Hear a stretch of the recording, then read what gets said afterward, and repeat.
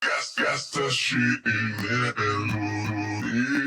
From the 757 to the 713, where you know we stay whipping through the streets. Some will call it swinging bang, some will call it slow ride. I just call it cruising to the beat. It's the Cruising Podcast. Cruising to the beat. It's the Cruising Podcast. Cruising to the.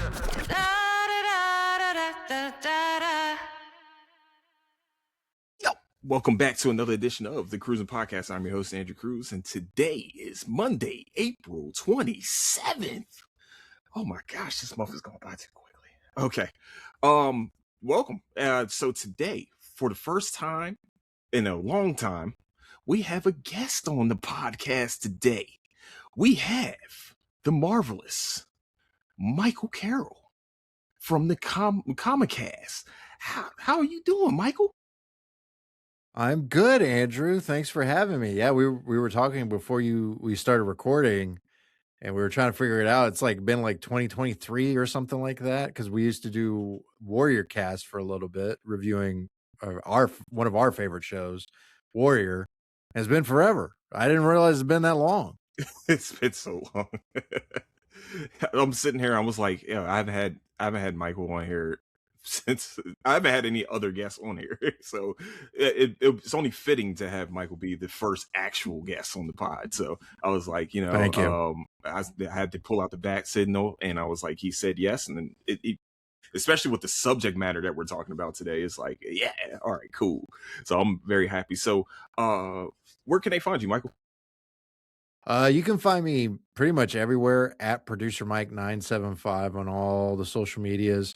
And then, of course, you can find me on Comicast, which is every week on your podcast app of choice. It's myself and Jong Lee. And then on ESPN 97.5, on air on ESPN 97.5 Fridays at 11:30. And then Comicast also airs Wednesday nights at 7 on ESPN 97.5. So you can find me at a bunch of places. Please do. Please, and also leave him a rating and review on Apple Podcasts, especially if it's five star. We take 5 stars around here, just because we give 5-star service. So just making sure. Exactly. Thank you. 5-star service, 5-star information, all that. So please go check out the Comicast on and especially if you're riding around on Wednesday night. You said around 7:00. Yeah, Wednesdays at 7:00 Central. So there you go. Central. So make sure you guys go check them out. They have him and Jung Lee have a very good podcast. Thank you. I just wanted to say this first. So y'all stole the name this Comicast from me, but even though I was a year off, I was thinking of how I'm going to name my podcast the whole entire time. I was procrastinating, and then I was listening to The Blitz. And I think Fred shot it over to Jung, and he said, yeah, we have a podcast called Comicast. And I was like, oh man, I was just thinking about that guy. I said, that was one of my first names. So Dang. I was like, but I was like, they have a better podcast than me. And also they didn't procrastinate. We're trying. Yeah, we went through a bunch of names initially, and then I think we settled on Comicast because there was a few others, but none of them, I don't think any of them were active at the time. So it was like, well, let's try this one and go with it. And been doing it 9 years, I guess now. It's been a long time. Yeah, I think because y'all started, because I'm about almost 7 and now in a couple months, 7 years. And man, y'all been doing it a long time. Goodness gracious. I remember when y'all started doing the Game of Thrones, when y'all were doing all the Game of Thrones reviews. I was like, whew. It's a long time. Some might say we peaked then, so you never know. Oh man, for 9 years I've been peaking. Yeah, right. Yeah, exactly. But what's y'all's? So what's normally y'all subject matter on Comicast? Just in case people are just listening for the first time. Yeah, for sure. So for folks that don't know Comicast, we talk about really just movies, TV, a lot of the pop culture stuff. Our main focus was, Marvel, DC, all that. But then, of course, like you mentioned, we expanded to Game of Thrones and really just anything and everything that we're watching. Currently, we're doing a series of reviews on Daredevil Born Again season 2, but we also have guests on. We had Vanessa Shark of Big Gold Belt Media on last week to talk about CinemaCon, and we'll have I'm trying to think of some other folks. Najir Chambers from Big Gold Belt Media to talk about different shows and different movies. I know Jong and I, when we didn't really have much to talk about, we talked about The Pit for an hour. Like we just Comic Cast is, you would think Marvel and DC, but like we'll just talk about whatever at this point. We just like talking about movies and shows, gaming, not as much as we did previously. Of course, comics every now and then, not as much as we used to. We mainly focused on reviews because Jong and I really like. I think in recent years we found our groove with doing a review every week on whatever the show may be, and we'll cover news when we can, but doing the reviews is where Jong and I really like enjoy playing in. And y'all have some really in-depth like reviews, especially with like Daredevil. I'm sit there and I listen to y'all and I'm like, how did I miss that? And they caught it. Like I'm sitting there and I watched it. And I was like, I know I watched the show. When did this happen? They always find we try our best. We try our best. And we're still like not as like, I feel like I could still be better at it. Like I see some other folks online. I'm like, I didn't, that went way over my head. I didn't see it, but we try our best, man. Thank you, by the way. Oh, y'all have y'all tentacle. You for sure have your tentacles everywhere. So it's like I can understand if you might miss a few things here and there. Like you're on air with Dell too, right? Is that yeah, on air? Yeah, that's the Friday thing. Every Friday at 11:30 Central Time on ESPN 97.5, I'll do a thing called What to Watch, and I'll basically give people selections on stuff they could or should watch or maybe not watch, whether it's theaters or streaming. And I do that every Friday. And that's been, I think, almost 2 years now that I've been doing that, which is crazy to think about as well. So, yeah, I do a little bit of everything when it comes to films and television and whatnot. He said, I'm not just a producer anymore. I'm the face now. So I want you guys to recognize. He said, I want you guys to recognize I am the face, not just the producer behind the board anymore. So that's really cool. Like you're Thank you. No, you're good. I was just gonna say, I think my face is tired of seeing my face everywhere, but hey, someone's got to do it. Someone's got to do it. That's awesome. And you having your hands on everything is pretty cool. And also you do have a live podcast coming up with Comicpalooza. Yeah, Jong and I are going to be out at Comicpalooza, which is happening Friday, May 22nd through Sunday, May 24th.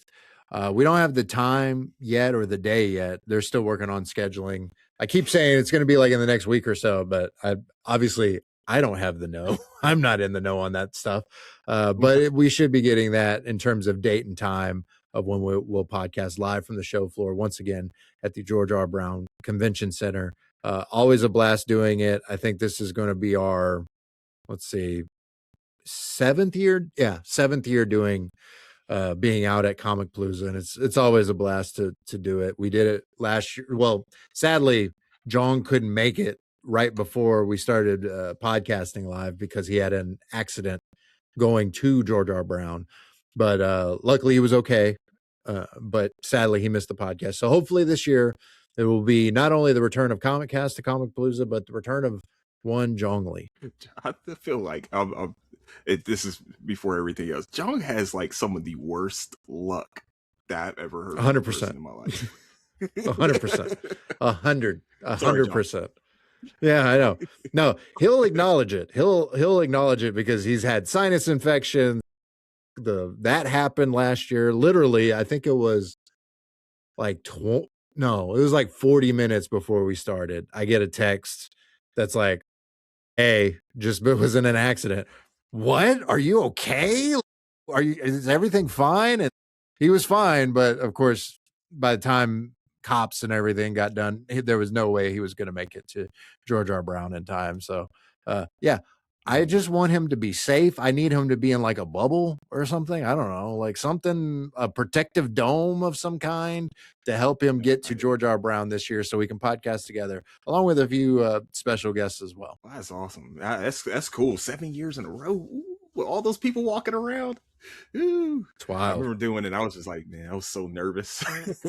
Right. Yeah, no, But- for sure. Ours, even though like now having done it, though this will be our 7th time doing it, I still get like antsy about it. Like it's a weird, like my body's nervous, but my mind is like, oh, I'm ready to talk to Jong or whoever. But still I'm like antsy about it. So, I had one more thing I wanted to ask. I completely forgot. Oh, I don't know. Oh, so my question was going to be like, why did you start podcasting and producing? Producing, that was, Well, I guess first the podcast. well, podcasting, it's funny. Podcasting started just because Jong came to my office back in 2017, because we both worked like going back even further.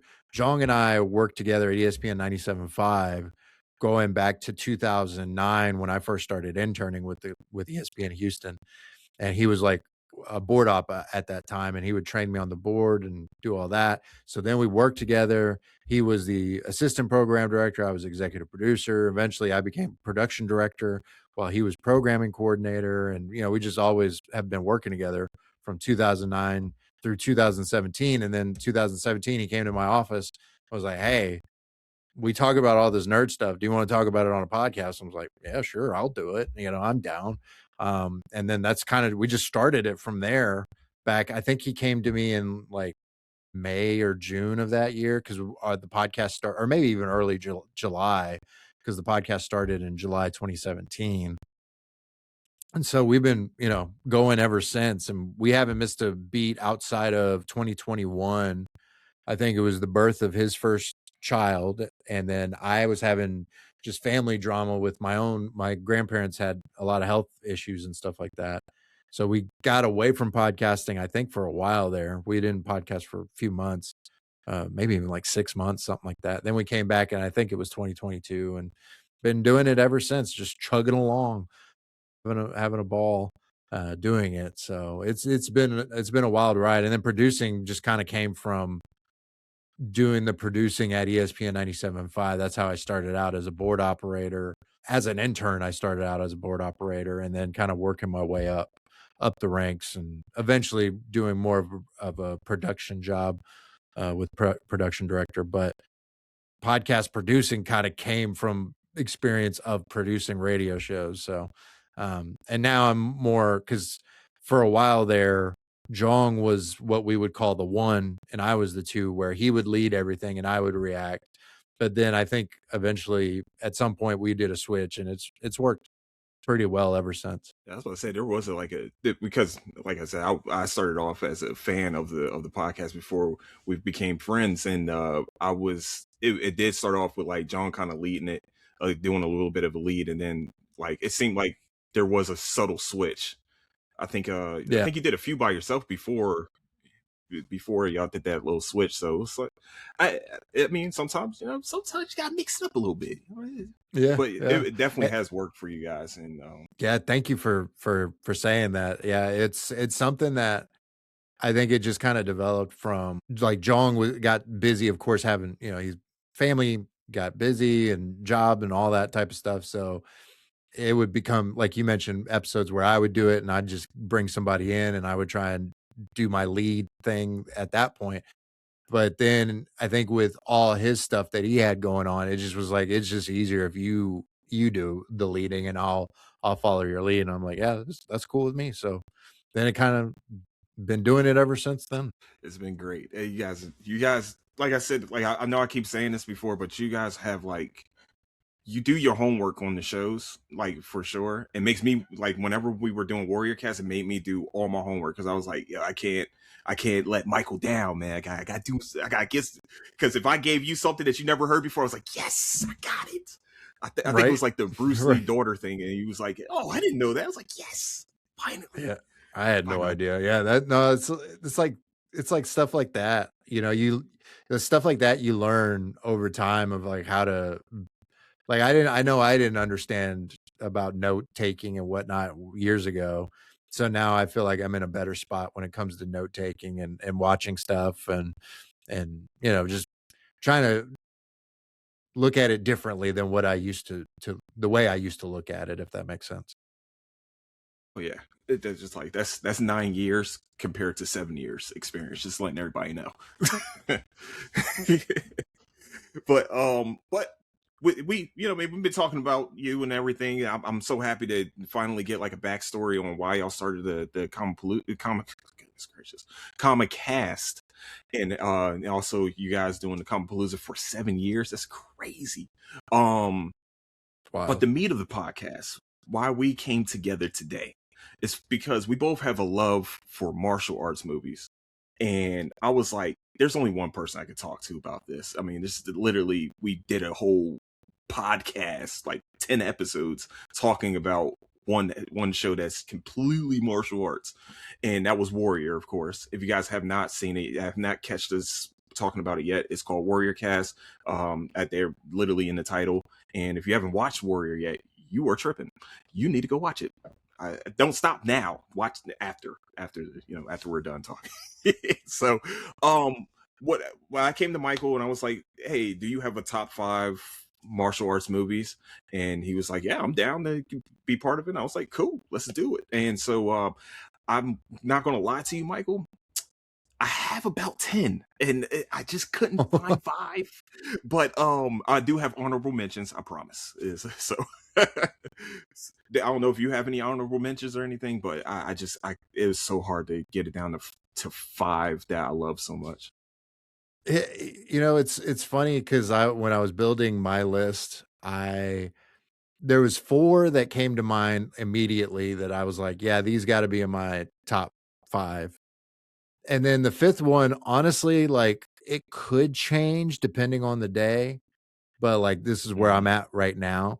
But I did have some honorable mentions of different ones that I've seen that I love a ton. And then I also came up with a couple that I just want to see because they're coming out very soon. So they've caught my radar, especially because there's one like I hadn't heard of until like earlier or yesterday or earlier today or whatever it was. So yeah, I'm a big fan, and it is very hard to limit it to 5. But I did what I could. I did the responsible podcast thing to do, and I cut it off at 5. Well, clearly I'm not responsible, so everybody, please don't judge me. No judgment. No judgment. He did the extra homework. He did the extra homework and found more that he wants to watch. So that's I didn't even do it. It's like I'm not hosting, but yeah, man. So I I want to give like I think I got 4. Yeah, I got 4 for the honorable mentions. It's gonna be really quickly. I don't know if you want to like just go. I'll just do my first 4, the honorable mentions, then you do your 4 or how many honorable mentions you have, and we can just and then once we can start like going back and forth for our top 5s and things like that. So all right, so my 4 honorable mentions is going to be very quick. I'm not going to do too much descriptions of them. It's one of my first ones is Black Dynamite, one of the funniest movies I've ever watched in my life. It's really just a satire of black exploitations from back in the day. Also, with one of my top 5 list movies that I have, it directly goes with that. So I love Black Dynamite. Has Michael John White in it. I think Tommy Davidson. The movie is it's very funny if you guys have not checked it out yet. My next one is also another Michael John White movie, Blood and Bone. It's a movie about him. He's getting out of jail and he pretty much is keeping the jailhouse promise with one of his cellmates. And it's a really good fight movie. As you guys probably can tell, I'm a big Michael John White fan. So, and next, this has been difficult. This is where you know how you said you can interchange your top 5. That's my problem right now with this one. I probably watched this probably over 100 times. I'm not gonna lie to you, but I had this on DVD, so I used to watch it all the time. It's Kiss of the Dragon with Jet Li and Yeah. Bridget Fonda. Great Yeah. movie. If you guys have not watched it yet, I think me and my brother started wearing flight jackets because we watched this movie because of the two French dudes that Jet Li was fighting the whole entire time. So I definitely these are my honorable mentions that I would suggest to people. And Michael, if you have any honorable mentions, what you got? Well, I'll start with, I think, a classic, 1985's Police Story with Jackie Chan. Like, that's just an all-time, Jackie Chan being an incredible stuntman, comedic, but also action. It's a lot of things. I like what Jackie Chan brings always, and that's one of the OG original ones that I always like to point to. 13 Assassins, which is something later on in 2010, I should say. 13 Assassins are very good. It's 13, as it says, 13 assassins are put to the test against a warlord, and it's up to them to go up against basically an army. And it's just a ridiculous, like, incredible fight sequence after fight sequence, and I just love that movie. And it's just the look of it, the cinematography. There's some moments that you just won't forget. So I love that movie. That's a good one to go to. Ong Bak, the Thai Warrior from 2003 with Tony Jaa, is a really good one. It's a trilogy, but I think the first one is the one that stands out the most. And it kind of goes with the theme of a lot of Tony Jaa's films, where something is stolen and he has to go retrieve it. And I think it's a statue, a headpiece that is stolen, and he goes to retrieve it and he beats everybody up. It's incredible. And it's one of the first times where I can think of Muay Thai being the focus, to that point, it's always been karate or some of the other aspects. Muay Thai being the sole focus was very different. And I love Ong Bak. That's one of those ones where it's like, I feel like I could put it in the top 5. And then Flashpoint with Donnie Yen.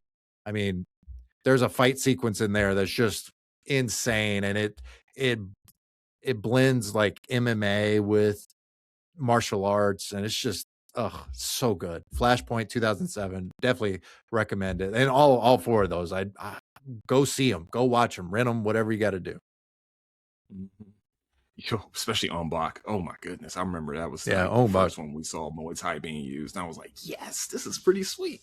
And Tony Jaa being one of those guys, and then the Donnie Yen, of course, Donnie Yen, the great Donnie Yen.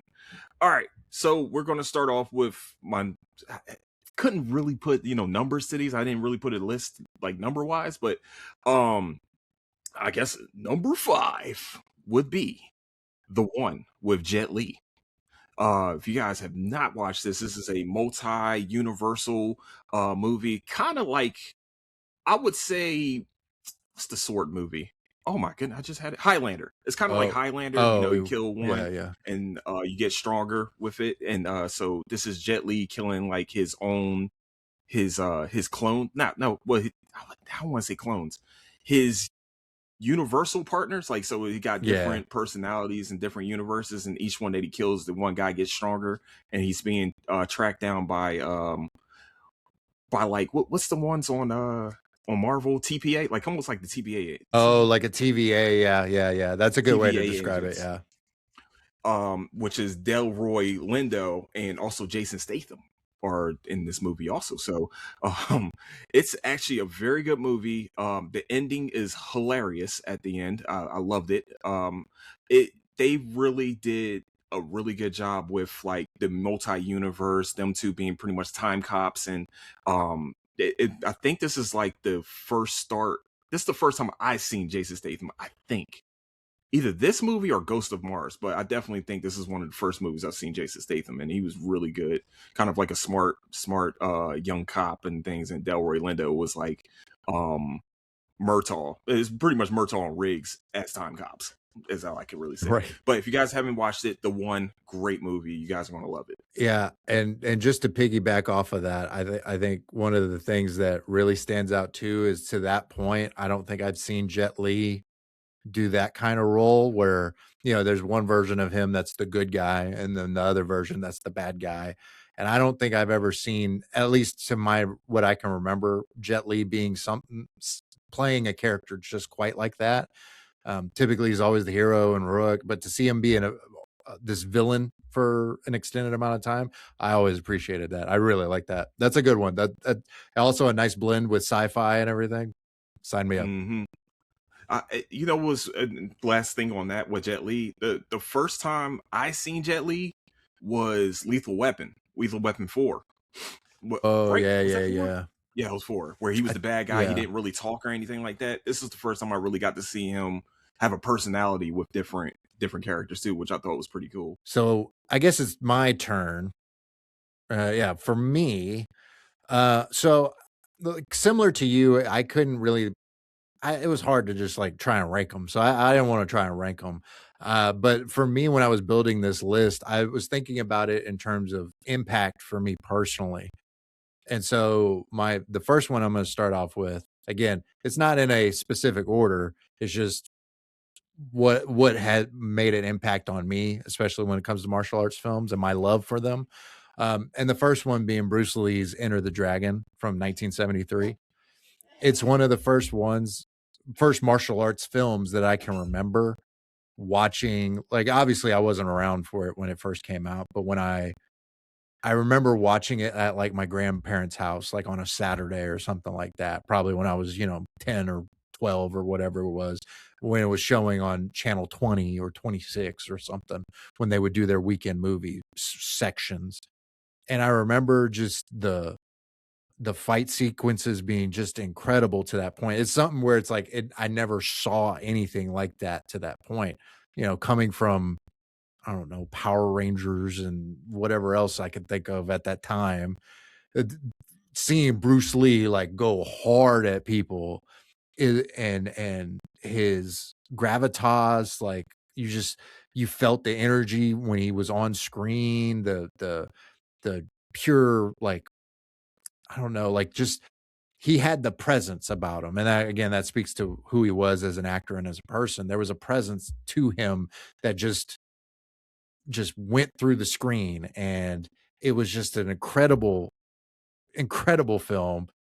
A lot of the images from the mirror fight towards the end of that movie, and he's got the slashes on his chest, like that's just burned in my brain. When I was doing the research for this, I forgot like Sammo Hung is in this movie.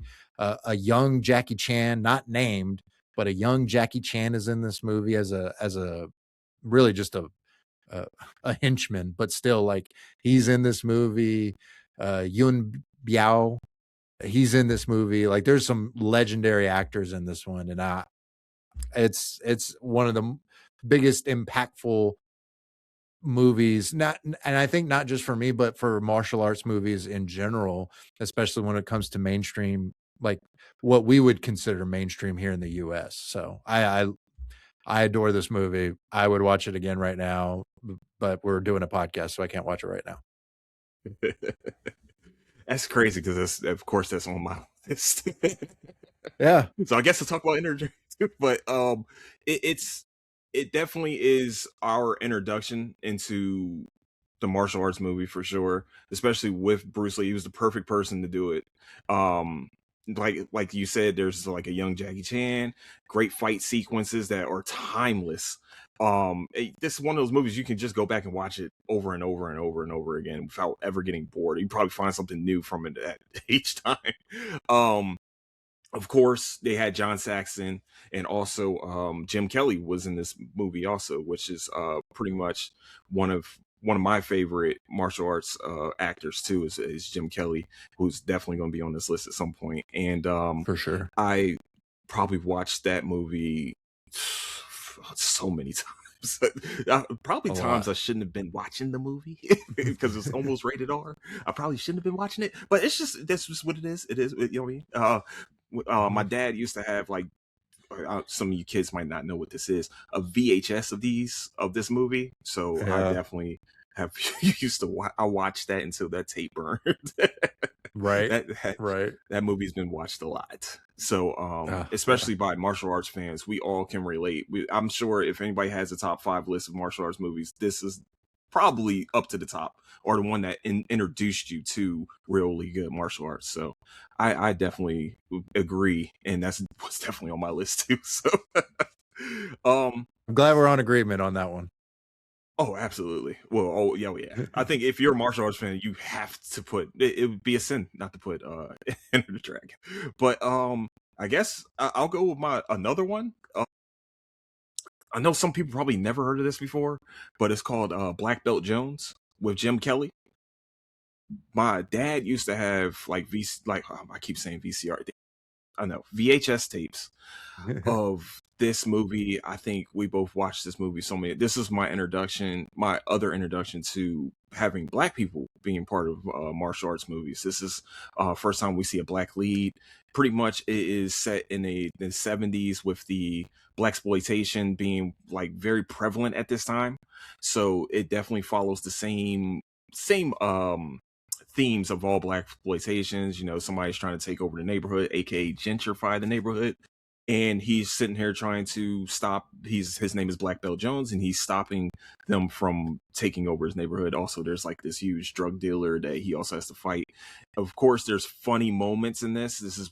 I don't know if it was supposed to be taken seriously, but I rewatched it last week and I was sitting here laughing for some reason. Like at one point the drug dealer was walking up to the door, and him and his henchmen go do a whole look around, see if anybody's watching them, and then they walk, and I'm just like, the way they look, it's like, yo, looks like you're up to something bad. So and then they have a whole fight scene inside of a car wash that's just nothing but soap suds, and they're getting pushed into a trash trucks. I don't know how they didn't die in through that, but I was like, okay, I guess that works. They're alive, I guess. So that's good. I mean, I'm glad they didn't get crushed. But survival, like I said, that works. They survived, and they also fought in soap and bubbles. So I mean, they gave us a little bit of everything. I like I said, I completely enjoyed this movie. I didn't think I would at 36 when I was watching it when I was when I was a kid. I was like, so, but this was my introduction. My dad used to talk about Jim Kelly all the time. Like that was his favorite fight. That was his favorite martial artist. And of course, being able to see him in Enter the Dragon and then also see him as Black Belt Jones was definitely the epitome of like my childhood with him. So definitely one of my best memories with him for sure. So if you guys haven't, definitely go check out Black Belt Jones. And when I said about Black Dynamite, that's what I was talking about with that. It took a lot from that movie into Black Dynamite, where even with some of the sounds that Michael Dynamite was making and everything. So, yeah. Yeah. He says like that was a Jim Kelly. That was a Jim Kelly sound. So if you guys haven't, cool. Check that movie out. I don't think I've seen that movie, so it's definitely adding it to my watch list because as being a martial arts fan, I want to catch some of the historical ones as well. So that's cool. I can't wait to watch it. Also, and speaking of Black Dynamite, I forgot to mention it when you mentioned yours earlier. The animated series, very good as well for Black Dynamite. Yes, it was. Yes, it was. I think it was about 2 seasons on I think so. On Adult Swim. Yeah, I think so. I think it's 2 seasons. I wish there was a third and a fourth, but we just got 2. Yeah. Great show, great movie too. So you guys definitely gotta go check those out. All right, what you got? Number 4. All right. So for me, the next one, I'm realizing I just kind of listed these in chronological order. That's kind of the route I'm going with this. So the next one for me is one where I could have flipped it with Ong Bak, but I went with this one, The Protector, which is also Tony Jaa. And again, it's him trying to recover something. In this one, he's a young fighter named Kam who must go to Australia to retrieve his stolen elephant. And with the help of a Thai-born Australian detective, he must take on all comers, including a gang led by an evil woman and her 2 deadly bodyguards. The Protector is insane. This is one of the first movies where I think I understood what a long take or a one take was. Or maybe I didn't fully quite grasp it until I know Children of Men It was 2006, and it really like got me on the long takes and stuff. But there is a sequence that I can never forget from this movie where Tony Jaa runs into this like hotel or whatever that's run by the big bad, and it's a one take. The cameraman's just following him up, and it's this like circular hotel, and he's just going up the stairs and just fighting people. And sometimes he would disappear from the camera, and you just see somebody fling off the balcony or something like that. Like it's just insane what they were doing with that. And again, it's Tony Jaa using Muay Thai, throwing people, using chairs, using vases to just throw it at different folks. And you could tell that like the man's getting tired. Like this is a long thing. Because I remember renting the DVD and checking out the extras, and I feel like it was a scene that they did. I could be completely wrong about this, but I feel like it's a scene that they had to take, a couple times to do it. But just to see him run through as many people as he does, elbows to the head, broken bones and arms and stuff like that. It's just ridiculous. Like it's incredible what he was able to do in that sequence, and just that film in general. Like I feel like Ong Bak and some of his other ones get the notoriety, but The Protector is really good from 2005. I think it was in the US in 2006. But The Protector with Tony Jaa, great one. Highly recommend.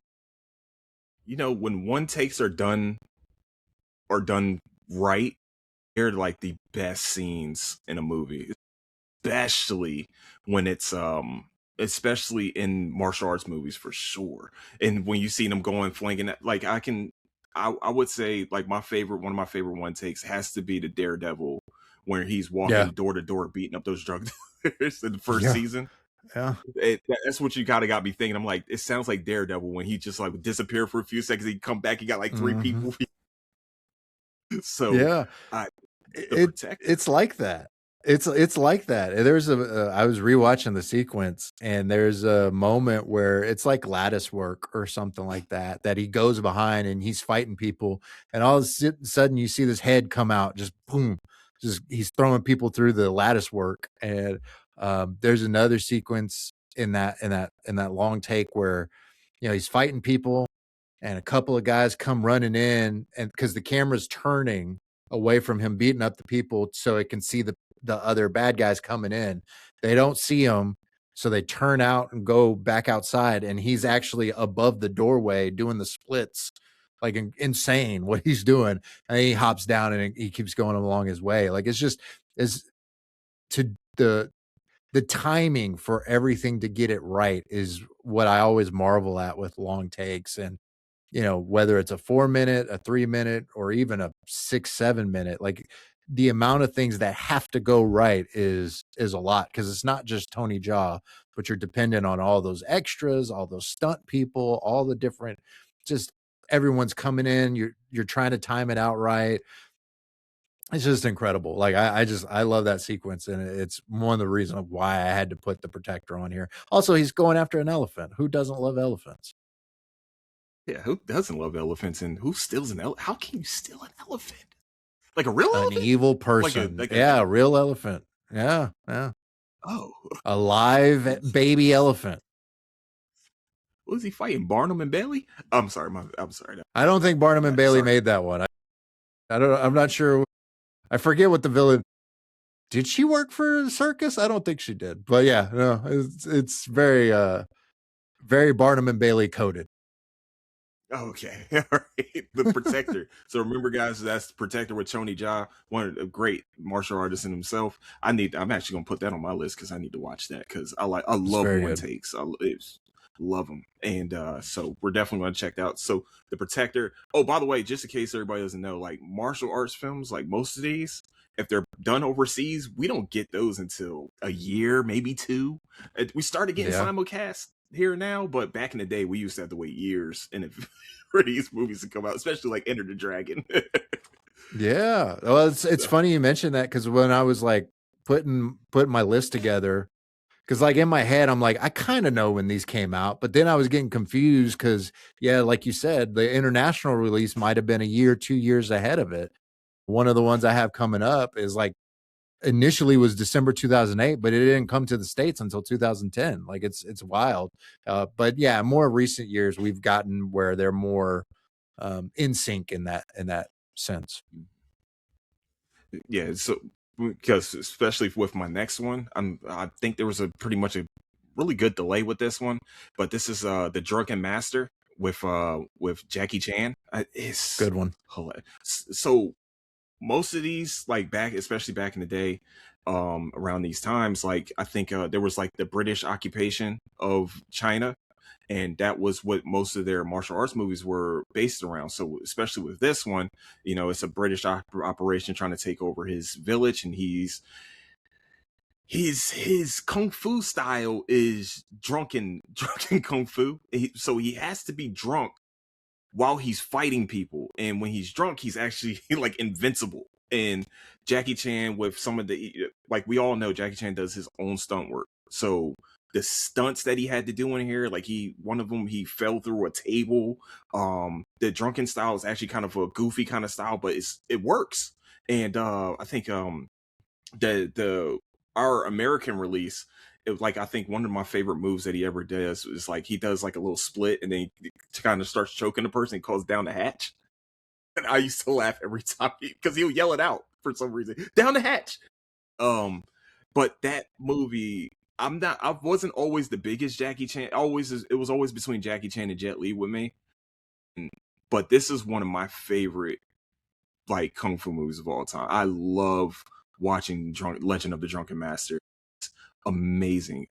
The fight sequences, like I said, like he always did his own stunts, so you can tell it's him doing these and him really getting hurt doing it. I love also back in these days, I don't think they did it with this movie, but like at the end of the movies, they would show like all the stunts Jackie Chan had did or that he was doing throughout the movie. He would show like a montage of it, and then seeing him being like hurt or in like a sling or something after these movies is like, wow, he's really putting it all. He's putting his body on the line for this role. And I will always, I appreciate art like that. Like he definitely put his life on the line for some of these roles. So, but I love this movie mostly because he would get drunk and become like the greatest fighter of all time. And honestly, he at this point, if the Oscars or something were awarded stunt work as a category, like that man should have like 8 by himself. Like the things that he would do to get the best shot and sequence is just insane.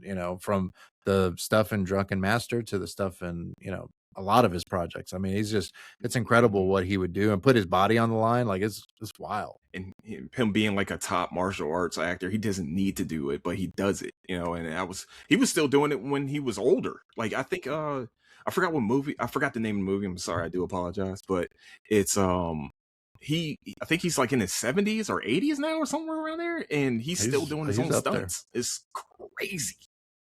It's crazy. So definitely, like you said, if there was Oscars for the stunt work that he does, absolutely. Yeah. Absolutely. It's appreciated for sure. Where we're at, number 3? At your number 3? Number 3. Or 3. Yeah, my number 3. So this is the one I was referencing. Like in the international release, it's 2008, but for us, it's 2010. But this one, I think it was his breakout role, for at least for us in the States, and a breakout role in general, even though he'd been active to this point. And that's Donnie Yen's Ip Man. Of course, it became a franchise, and there's been 4 of them. But the first one, I think, is the most impactful.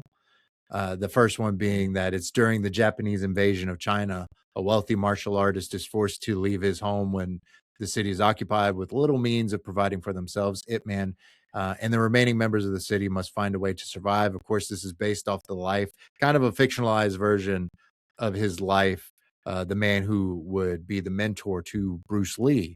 Ip Man, the real person, was born in like 1893, I think it was.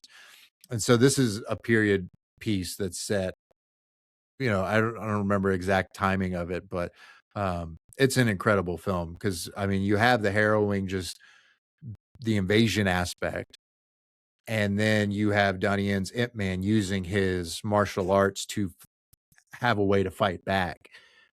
There again, I'm going to note specific sequences, hence why it stands out for me, or why the film stands out for me. The sequence, he has the final battle, which is, incredible and all that, against the Japanese general. But the sequence against 10 black belts, where he proceeds to whoop all of them, is incredible, because this is also a showcase of Wing Chun. And I hope I said that right. I could have, my bad if I said it wrong. But he had just witnessed a friend's death, and it's a battle where he gets to choose how many people he fights. He's like, I want to fight 10. Are you serious? And then he goes on the mat and whoops all 10 of them. And again, there is a certain style, like there's certain styles with some of these different actors. And of course, like Bruce Lee is the karate kung fu type, but like you have Tony Jaa with Muay Thai. Donnie Yen does things with Wing Chun and that style that is just incredible. And his rapid delivery on punches, and there's a move that he does in a lot of his movies where he just starts hammering people with like one punch after the other, and it's almost like you do to a speed bag. It's insane what he does. And he does that to a couple of the black belts in the fight. And it's also one of the first fights that I know that was just like insane, because he's snapping bones. Like a guy kicks him and he just grabs his leg and just stomps on it. And the guy's leg goes perpendicular to the ground. Like, it's nuts what he's able to do in these fight sequences. And it's just, I loved his performances. Again, this is Donnie Yen for me, the breakout, where once I saw this, I was like, I'm watching all Donnie Yen performances, because he is not only a good martial artist, he is a very good actor as well. He brings a grace and a calmness. Jackie Chan, he's funny and he brings certain things to it. Donnie Yen brings this like calm, charismatic, silent assassin in some ways, especially for this film. It's really good. I highly recommend, folks, if you haven't seen the Ip Man movies. The next three are, I like them, but like I can see why maybe people don't like, specifically maybe the last one. 2008 is just perfect. I love that movie so much. Oh man, Ip Man. Oh my goodness. As much as I've seen all, like, they always show like scenes from Ip Man and it's just him walking in or something, just him beating the mess out of people. Like, Yeah. the more violent it gets a little wild. I don't know. I know I get like watch a lot of martial arts movies. It's just like they get increasingly violent. And I'm just like, oh, I guess you got to suspend belief sometimes. Yeah, especially with him. No, it's nuts. Yeah, there's some moments where it's like, yeah, this doesn't really make sense on how this would work, but I'm here for it because Donnie Yen, you made it look cool. That's all I need. And he's also, just in case nobody knows who Donnie Yen is, he's Kane on John Wick in the John Wick movie. So, and also he's getting his own movie as Kane. So that's I'm kind of excited to see that. So if you guys haven't watched it, man. I think it just started shooting. So I think we're going to be seeing that maybe next year, probably late next year or something like that. Because he's a fun part. That was a fun part, especially when he pulled the gun out on him. So, all right. So, yeah, that's Ip Man. If you guys haven't watched it, there's 4 of them. Yeah, there's 4 of them in total. Mm-hmm. So, it's a quadruple film. I mean, feature film. If you guys want to have a good time. But so with my number 2, I guess it's down to 1. But because we already talked about Enter the Dragon, but I would like to talk about The Last Dragon. Great movie, 80s movie. A lot of great music with Ty Mac and Vanity. If you guys don't, the Vanity came from the Prince. I think she's Prince's girlfriend at that point. Might have been Prince's girlfriend at that point. Maybe. Yeah. Ty Mac is a Bruce Leroy. They call him Bruce Leroy. I don't know why they did that. We're racist against ourselves sometimes, okay? We like to we do this, okay? That's what we do. It's a Berry Gordy movie too, by the way, just in case it is a Berry Gordy film. So we have this movie where this guy is pretty much, it's a blaxploitation in the 80s, but you have a kung fu master whose name's Show Nuff, and if you guys, that is, if you watch it for any reason, Show Nuff, every time he shows up in the movie, is probably still in the scene at all Top tier. times. Who's the prettiest? Show Nuff. Who's the baddest? Show Nuff. So at work, I'm sorry, I know I haven't talked about the premise of the movie. I don't care. So when we have on one of my stops, we have one of those elevators that you have to push up both the doors, and I swear on everything, I do it just how Show Nuff does it. I just think Show Nuff, and then open up the door, and like I'm sorry, that's just I have to. I'm a nerd. Just gotta do it. Just gotta do it. It has to. Don't give me this if I can't do it. But this is about Bruce Leroy, who's trying to pretty much save his neighborhood from being taken over once again, and shown off as this karate master. Of course, at the end of the movie, they try to get the glow, which that's probably the best sequence of all time for these type of movies. The music is amazing when he has to fight all those gang members in the middle of that dance floor, and then his whole entire school shows up. We have a young oh my god, oh please don't let me forget his name. Ernie Reyes. We have a young Ernie Reyes when he's when he's a kid beating up people. Like if you haven't watched Ernie Reyes, Surf Ninjas, like martial arts kid movie of all time. But you have the mixture of great music because once again, like I said, Barry Gordy is attached to it. Barry Gordy, one of the heads of Motown. Motown, right? Yeah, Motown. He was head of Motown. So you have Chico DeBarge, one of the best songs out there. It's just everything about this movie was so 80s, but at the same time, it was really a good mastery of great martial arts. It had its comedic times, had its serious times. It really give you an up and down like sequence throughout this, and like I promise you guys, you're going to love this movie. I remember when he was looking for the master, and somehow the master was a fortune cookie maker. Like he said, "This is the master. This is where you got your fortune. It's a fortune cookie." And you're just sitting here watching, just like, oh my god, this was all a joke for me. This was just supposed to be a joke. So yes, The Last Dragon.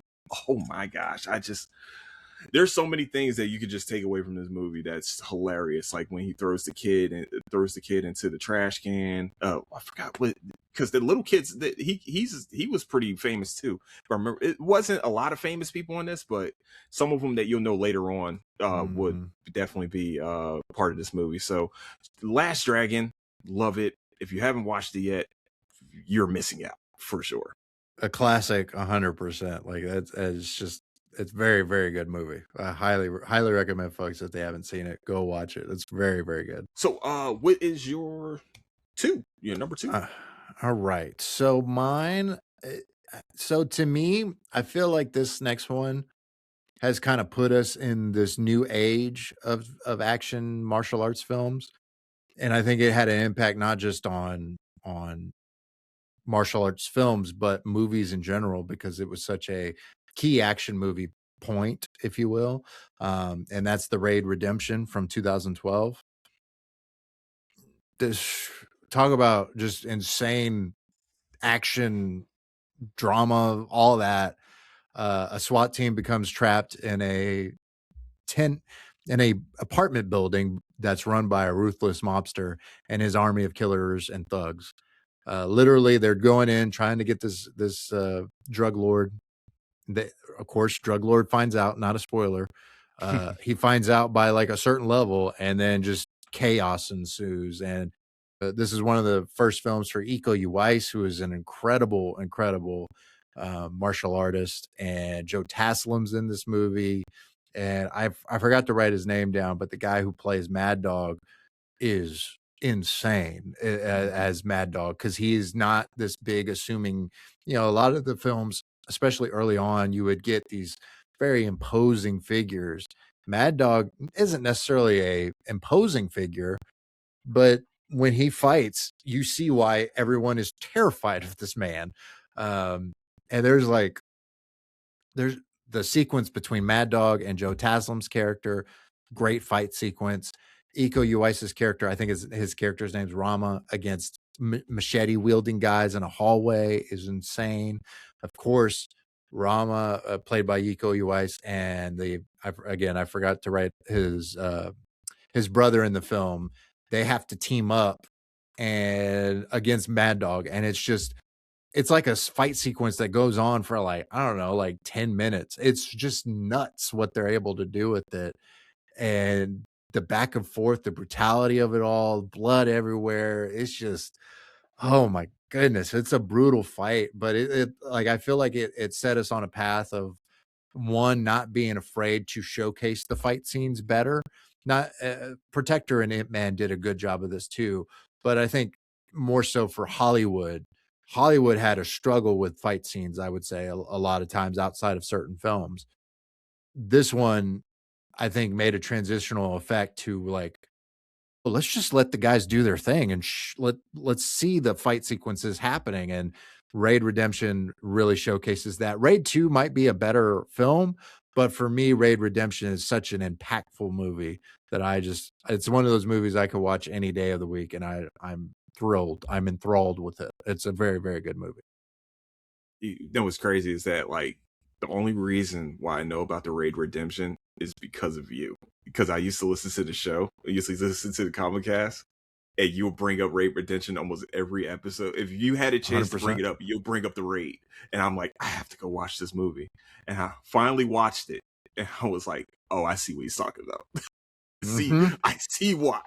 You see, like, it's insane what they do. Like, it's just nuts. So, like, again, and with all these movies, the choreography has to be so on point to make it, one, believable, but also to the point where you don't hurt your scene partner. And it's just, it's like high level dancing that is incredible to watch. It's just people end up getting bones broken and stuff like that by the end of it. It's incredible. And again, what Iko Uwais is able to do in that movie and prove himself to, I think, be a leading man. And I don't know that Indonesia really had that type of hit, at least that was transcendent from, besides being in that area of the world. This, I think, became a breakout. And I could be wrong, but it felt like this was a breakout, not just for Iko Uwais, but Indonesian filmmaking in general. It caught me off guard because I watched it, and I've already been like, I already knew who Joe Taslim was, and I was surprised to see him in this movie because I think I've seen. I'm not gonna lie, I've probably seen this movie after I watched Warrior, and also right before Mortal Kombat, and like I'm just like, wow, I didn't know he was in. I was like, wow, this is like a young Joe Taslim fighting and stuff. So, and then Iko Uwais, I got introduced to him on a Netflix show that I'm not gonna lie to you, deserved another season, but I'm not gonna. They gave us a movie which was dumb. We're not gonna do it. We're not gonna do it. Andrew. We're not gonna do it. But the Raid Redemption, you were talking about how, I think on the show you were talking about how they were going like floor to floor, like trying to clear the floors out and stuff. I was like, I love those type of movies. It's kind of like almost Game of Death that with Bruce Lee. So I was like, this is pretty sweet. I was like, he got me into this. I do what I can. And it's funny too, because I think a lot of times it gets compared to Judge Dredd, the new one that came out with Carl Urban, is basically the same premise, and that released a year later. But it all, like, people sometimes conflate Judge Dredd as being the one that did it first, and it's like, Raid Redemption was the one. It's one of those things where I think the script was out there. The script person was like, oh, I like that, I'm going to take that and use it on Judge Dredd, what we're doing. And hey, the concept proved, because that Judge Dredd film is very good. Like, I like that Judge Dredd film, but I do want to always mention Raid Redemption. You know, I don't know that it's a unique concept, but it did it first before Judge Dredd. So chill out with Judge Dredd. Calm down. Raid Redemption. Yeah, you better show some respect. Put some respect on his name. Exactly. Raid. And I'm a fan of Iko. You're right. So I feel like he should be doing a lot more films and stuff. So, and of course, we see Joe Taslim almost a lot more now, which is kind of cool. So I haven't really seen the dude that played Mad Dog a lot because he was really brutal. I liked him. So he's done a few things. He was in John Wick Chapter 3, I think it was, in that glass like fight sequence with John Wick. Mm-hmm. He did that, and then what was the other one he did? There was another thing that I just thought of that I lost. Well, him and Iko were both in Star Wars Force Awakens, which was a wild cameo that I was not prepared for. But Mad Dog is in a upcoming movie called The Furious, which that's one of the ones I was like, before we leave, I want to mention this because it's coming out in June. And The Furious, along with Joe Taslim, looks incredible. It looks like a standout movie that very well could be on this honorable mentions or top 5 list. It looks insane. So, and he's in it. He's shooting a bow and arrow. No notes. Love it. Yeah, he said no notes. No notes. Love it. No, I'm excited for that one. Actually, I think I seen that too, and I was like, yeah, I have to watch this. I have to do a review on this because this looks fire. Yes. I was excited. But so we're down to our last ones. Well, my last one. I had to add this to the list. But it's a movie that people I think really forgot about and really haven't. I'm trying to think. It hasn't gotten the love that it deserved. Every time I watch the movie, I watch the whole thing. I'll be like, all right, I'm gonna watch this for like, I'm gonna turn my brain off for 30 minutes, watch some really gratuitous violence and call it a day. But I watched the whole thing. But this movie is Ninja Assassin. And I remember just coming out of high school, going to go see this movie. I was like, I have to see this. I don't know why. It's about ninjas. You got me there. I'm a big Ninja Turtle fan. Ninjas and violence. Oh yes. This is about a guy that pretty much gets shunned by his ninja clan, and he's pretty much, I would say, not on the run because they really can't mess with him. I mean, he's killing all of them. It's a like kind of an international conspiracy that's going on that's using ninjas to kill like high ranking officials, and he has to pretty much save this. She's an Interpol agent, so he has to save this Interpol agent, and it's just completely like just gratuitous violence. The start of the movie starts off violent. You see the guy from Fast and Furious, Han. You see Han from Han, Fast and Furious. Sung Kang, yeah. You see him from Fast and Furious getting tattooed, and he gets this note that has a black sand that comes out, and the guy's looking at him. He's like, "Oh, that's a death sentence." He said, "What?" He said, "You don't know what that means?" He said, "One day this ninja came by and was killing everybody." He said, then he shows his chest. He said, "The only reason why I'm still alive is because my heart is on my right side instead of my left side." And I was like, well, you just gave the ninja you gave I'm pretty sure all you about to die inside of this room. And you just see somebody get hit by a shuriken, and that's just, and then violence and gratuitous violence ensues for a good 90 minutes. Lots of it. It's a guy named Rain. This literally the only movie that I have seen him in. He was like a model before doing this, and that's the only movie I've seen him in. Apparently he's going to be in the next season, the new season that just came out of Bloodhounds, and he's supposed to be in this, so I'm very excited to see him in another movie, because we should have got a sequel for Ninja Assassin. I don't understand why we never got it, but probably because they didn't get the love that it really deserved. But I think this came out around the same time as like Kill Bill and stuff like that. Things that were having martial arts movies, but they were like just as violent as this one, but the fight sequences, the sequence where he has to fight all the ninjas on the rooftop in the rain, one of the best ones where he has to give the watch. He fights this big Australian dude. He stabs him with the little knife. He's like, oh, that tickled. It takes it out and starts fighting him. It was every scene of this movie that turns into a fight is amazing.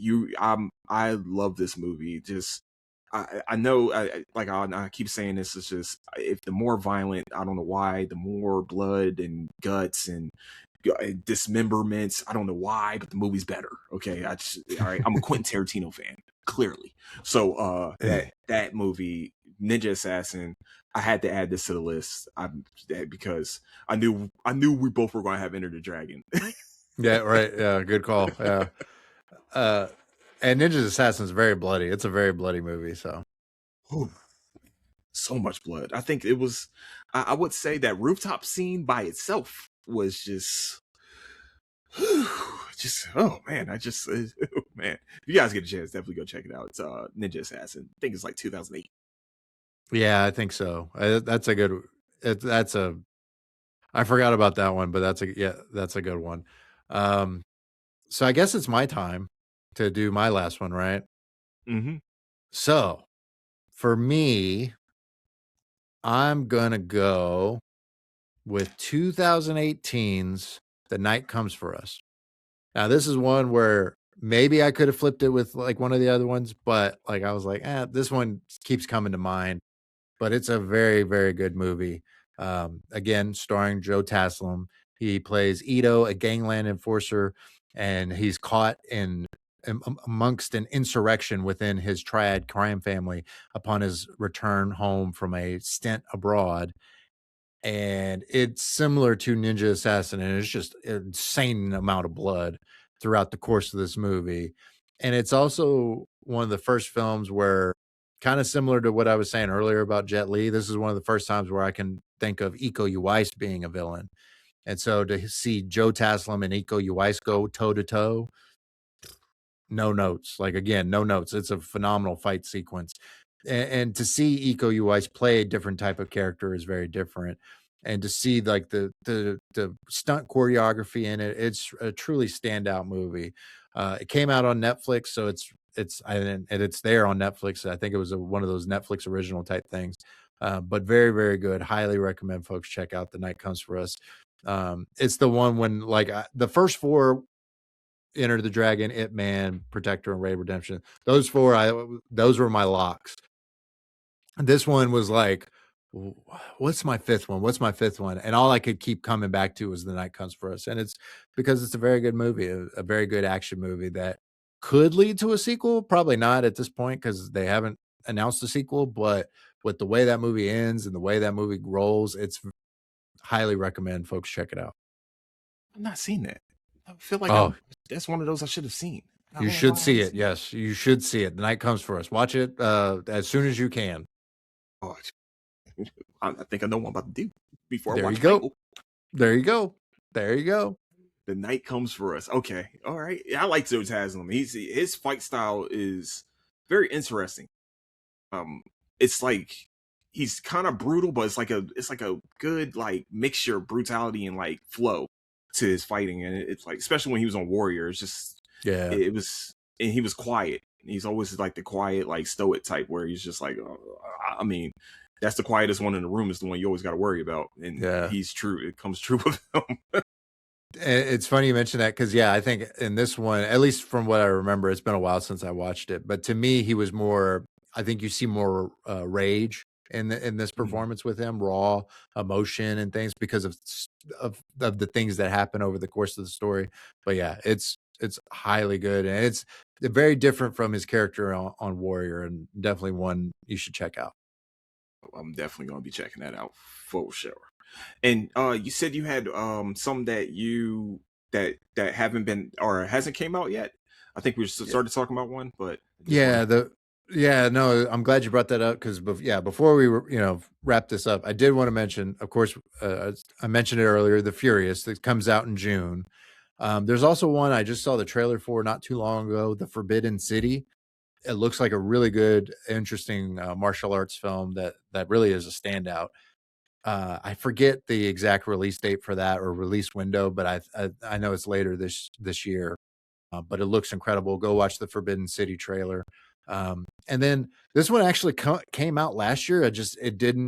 I missed it completely. But I watched the trailer this morning, and I'm like, you're sold. The old woman with a knife. That's it. The old woman with a knife. That's. And you just watched the trailer to this? Yeah, I just watched the trailer for this. Incredible. I'm like, I'm trying to find where to stream this movie because it looks really, really good. Old Woman with the Knife. That's an interesting. First of all, that's an interesting title because that can go so many different ways. Right? Yeah. That's why it caught my eye. Exactly. Is anybody in there that we know? I don't think so. At least nobody like Joe Taslim, Iko Uwais, or anything like that. The main actress who plays the woman, I can't play. I feel like I've seen her and stuff, but I can't place her offhand. But she is a longtime like assassin who has an apprentice, and she forms a bond with this apprentice, and kind of gets reinvigorated with her job of assassinating. So, yeah. Watch the trailer. Watch the trailer for that. I'm going to watch this trailer because I watched the Once and Furious, and I was like, I am sold. I'm in there. We gonna be there.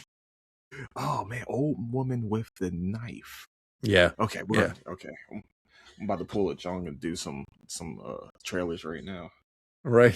I'm gonna check. I'm gonna definitely check it out as soon as I get off of this. Yeah, check it out. Right. I'm gonna try and watch it as soon as I can because it looks incredible. Did you have any other movie suggestions or anything you're watching now? No more movie selections. That was pretty much it. In terms of what I'm watching, Daredevil Born Again.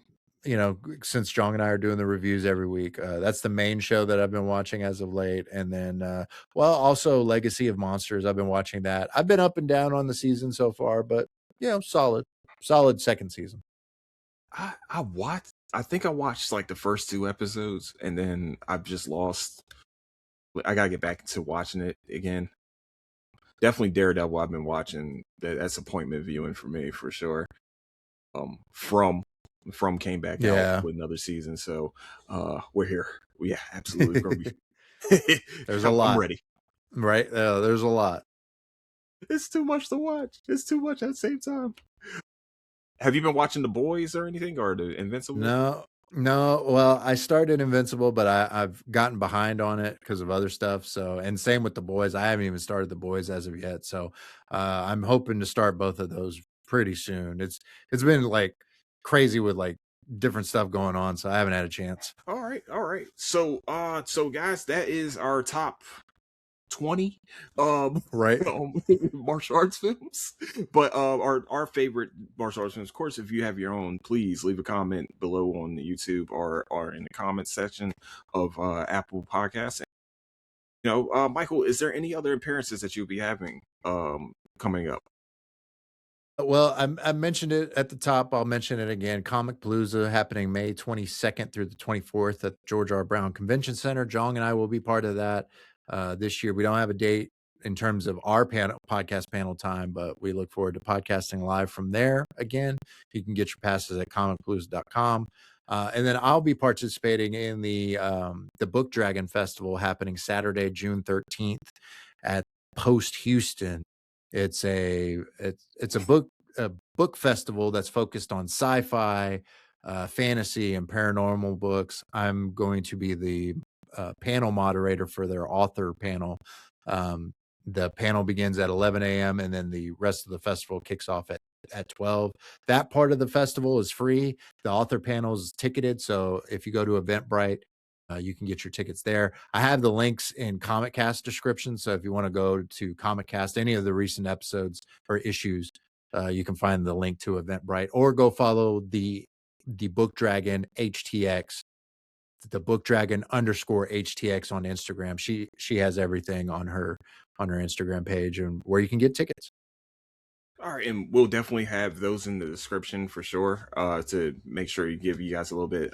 Have the link clickable and all the rest of that, so you can get there and you can go Thank see Micheal in person, and especially at Common Palooza. Once we get a time, we'll go.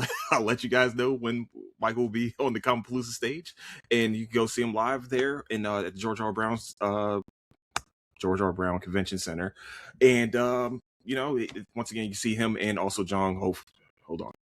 Hopefully, Crossing fingers.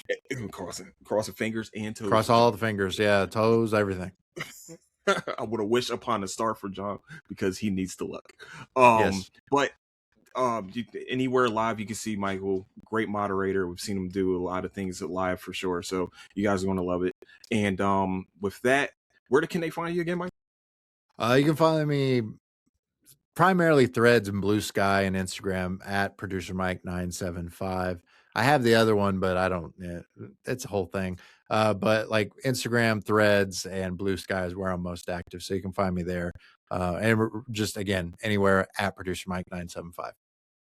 And where you can find me is pretty much everywhere on Apple Podcasts, Spotify, Patreon, YouTube, and anywhere you can find your podcast needs. That's where you can find the Cruising Podcast. And with that, that is the show for today. I love you guys so much. Thank you for listening. Hopefully you enjoyed. Hopefully we gave you some new movies that you guys want to watch. Also, one more time, leave a rating and review on Comicast and go find Micheal on every one of your podcast streams. All the Micheal places. and John, everywhere. Even on ones that don't exist anymore, you can find them there too. So with that, I would like to say I love you guys. Thank you so much for listening. Don't do anything I wouldn't do. I'll catch you guys later. Deuces.